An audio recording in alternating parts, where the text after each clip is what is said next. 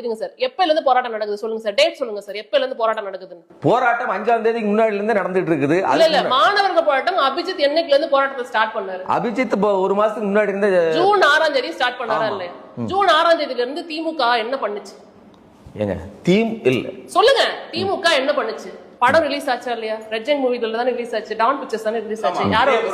யாரோடது sir சொல்லுங்க? ஏன் release பண்ணாங்க? தள்ளி வச்சிருக்க வேண்டாம், போராட்டம் நடக்குது, தள்ளி வைக்க வேண்டியதானே சார், ஏன் ரிலீஸ் பண்ணாங்க? நான் என்ன சொல்றேன் சொல்லுங்க சார். நான் கேட்ட கேள்விக்கு டைரக்டா பதில் சொல்லுங்க சார். ஆட்சியில் நேரடி பதில் சொல்லுங்க sir.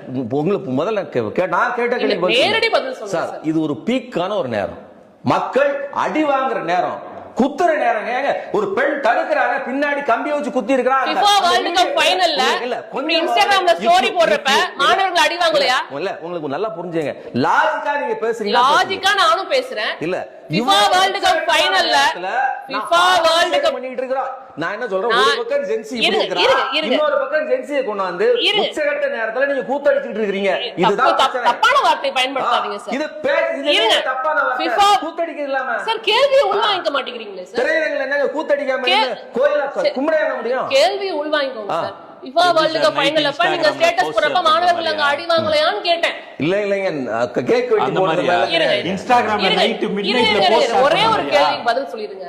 FIFA world cup final நடக்கிறப்ப மாணவர்கள் அங்க அடி வாங்கலையான்னு கேட்டேன். நீங்க வந்து ஸ்டேட்டஸ் போட்டீங்களே, FIFA வேர்ல்ட் கப் ஃபைனலுக்கு ஸ்டேட்டஸ் போட்டீங்களே, அப்ப மாணவர்கள் அங்க அடி வாங்கலையான்னு கேட்டேன். இப்ப என்ன நடந்துட்டு இருக்கு?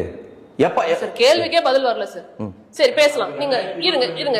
ரொம்ப நேரமா அவர் அமைதியா இருக்காரு, அவர்கிட்ட பேசுங்க. ஒரே ஒரு நிமிஷம். அதாவது ஒவ்வொரு பிரச்சனைக்கும் ஆளுங்கட்சியை நோக்கி தான் கேள்வி. விஜய் என்ன கேட்டுட்டு இருந்தாரு இவ்வளவு நாள்? நீங்க என்ன வழியில பேசிட்டு இருந்தீங்க? எடப்பாடி பழனிசாமி பத்தி பேசுனீங்களா? எடப்பாடி பழனிசாமி பத்தி விஜய் பேசினாரா? எதுக்கு பேசணும்? அதே மாதிரி நான் ஏன் பேசணும்? நீங்க லூஸ் இல்ல